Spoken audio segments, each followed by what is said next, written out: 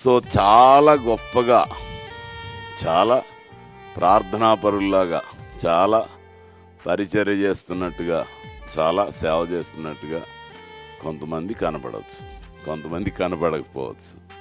కాబట్టి బాహ్యంగా అంటే బయటికి కనబడి పై రూపాన్ని చూసేవాళ్ళు మనం, అంతరంగాన్ని చూసేవాడు దేవుడు కదా. హల్లెలూయా. అందుకని నన్ను బలపరచువాని యందు నేను సమస్తమును చేయగలను. కాబట్టి మనం అందరికీ చాలా ప్రార్థన చేసినట్టుగా కనపడవసరం లేదు.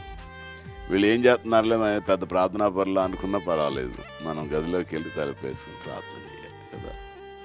అది చాలా దీవెన. మనం ఎవరు గుర్తించవసరం లేదు.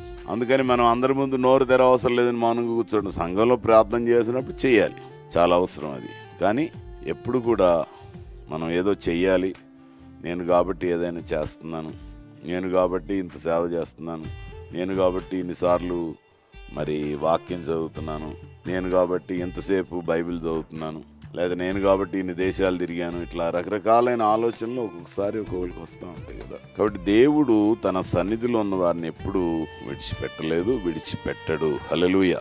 వీరికి ఏమేమి 3 లక్షణాలు ఉన్నాయి ఏంటవి? కటాక్షము. కటాక్షం అంటే తెలుసు కదా, చూడగానే దయగలిగిన వారుగా ఉంటారు. ప్రేమతో చేస్తారు ఏ పని చేసినా. మీరు చేయి కార్యములన్నీ ప్రేమతో చేయండి కదా. ఇంకా నీతి కలిగిన వారుగా ఉంటారు. ఇవన్నీ ఎన్ని చేసినా నీతి లేకపోతే ఏం ప్రయోజనం? దేవుని నీతి మన నీతి కాదు, దేవుని నీతి కలిగిన వారుగా ఉంటారు. వీళ్ళు ఇంకేం రాయబడి? దయాళులు, అప్పిచ్చేవారును, భాగ్యవంతులు. అంటే అప్పులు ఏమన్నారు కానీ అందరికీ ఇవ్వడానికి కాదు కదా. ఎవరు నిజంగా శ్రమలో ఉన్నారో, ఎవరికి ఆ సహాయం పొందే యోగ్యత ఉందో అది. ఇప్పుడు దేవుడు మనకిచ్చిన కృపావరాల్లో ఒక వరం ఏంటి? వివేచన వరం కదా. ఆ వివేచన మనకు కావాలి. వీళ్ళకి ఇవ్వచ్చా, ఇవ్వకూడదా, ఇవ్వాలా, అవసరం లేదా? ఇది మనం ఎప్పుడూ జ్ఞాపకం చేసుకోవాలి. లేకపోతే చాలా ప్రమాదం. ఒక విషయాన్ని మాత్రం మనం గమనించాలి. మన దగ్గర ఒక 1000 10,000 ఎంతో ఉన్నాయనుకోండి, ఎవరో వచ్చి డబ్బులు అడిగారు అనుకోండి, అప్పుడు మనం లేవని చెప్పాలా, ఉన్నాయని చెప్పాలా? నేనైతే ఖచ్చితంగా చెప్తాను, లేవనే చెప్పాలి. ఎందుకంటే నీకు కొన్ని అవసరాలు ఉన్నాయి, వాటి కొరకు ఆ డబ్బులు ఉంచావు. ఈటెటో ఇస్తే నీ అవసరాలు నువ్వెవరి దగ్గరికి వెళ్ళి అడుక్కోవాలి మళ్ళీ కదా.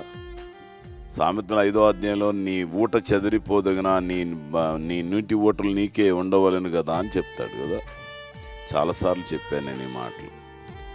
దొరికి నీ డబ్బులు ఒకటి ఇచ్చేసేసి ఎడాపెడా పర్వాలేదు, దేవుడు మాట చొప్పున నేను దయాళుడున ఇచ్చేసాను అనుకోవద్దు.